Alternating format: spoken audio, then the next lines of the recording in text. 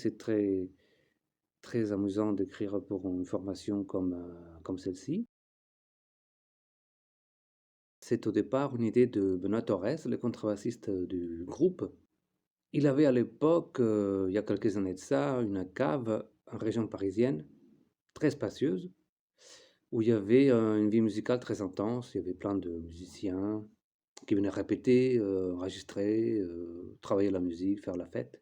Et un jour, Benoît m'a dit: «Écoute, si jamais tu as envie d'écrire, de la musique, pour un ensemble conséquent, en septet ou en sextet, c'est l'occasion». Quelques années plus tard, Benoît Torres encore me dit: «Qu'en dis-tu si notre sextet s'enrichit avec l'incorporation de choristes gospel?» J'ai trouvé ça une bonne idée. Il a fallu pour cela écrire encore un nouveau répertoire, cette fois-ci au carrefour entre le jazz et le gospel.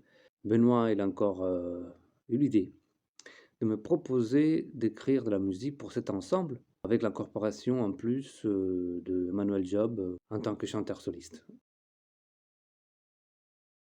Le point de départ, c'était les paroles, issues de la tradition afro-américaine, de la musique spirituelle afro-américaine, le gospel, etc. Ce sont des paroles qui existent depuis des siècles même, puisque certaines sont des hymnes, d'autres voilà, sont des paroles que les esclaves ont chantées. Pour écrire ça, j'ai disposé donc de cet orchestre où il y a 3 sections, 3 soufflants, 3 choristes, une section rythmique, plus un chanteur soliste. Donc tout ça, ça laisse beaucoup de marge pour construire. Le thème que j'écris, la plupart des fois, ils sont vraiment conçus pour cette orchestration en particulier. La composition est très imbriquée dans l'arrangement. Le thème est exposé parfois en contrepoint par les différentes sections. Ça laisse vraiment beaucoup de possibilités. C'est très amusant d'écrire pour une formation comme celle-ci. Le contenu, il est spirituel parce que ce sont des paroles sacrées. La forme, ça vient dans de l'esthétique qui a été créée pendant la période du swing, du bebop et aussi de la West Coast. C'est la musique que j'écoute le plus. Il y a vraiment des tonnes d'enregistrements avec des trouvailles absolument fabuleuses. Toute une vie ne suffirait pas à les étudier. Donc ça fournit une matière très intéressante à travailler pour l'interpréter à sa façon. Ça a mis quelques temps avant qu'on le trouve. En fait, j'ai reçu l'appel de Benoît qui m'a dit: «Écoute, il y a urgence à trouver un nom pour l'orchestre». À ce moment-là, donc je lève les yeux, qu'est-ce que je vois? Je vois la station de métro Trocadéro. Trocadéro, c'est un côté savoureux, c'est très parisien.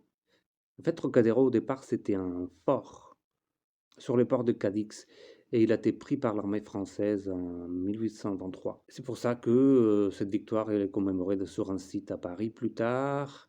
Sur ce site, on a construit un palais pour l'exposition universelle de 1878, je pense, et on l'appelait le palais du Trocadéro, qui a été démoli dans les années 30.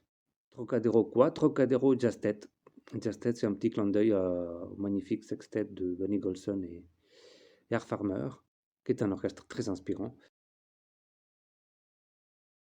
L'occasion de travailler avec des musiciens merveilleux, que je connais depuis très longtemps et avec lesquels on a fait plein de projets différents.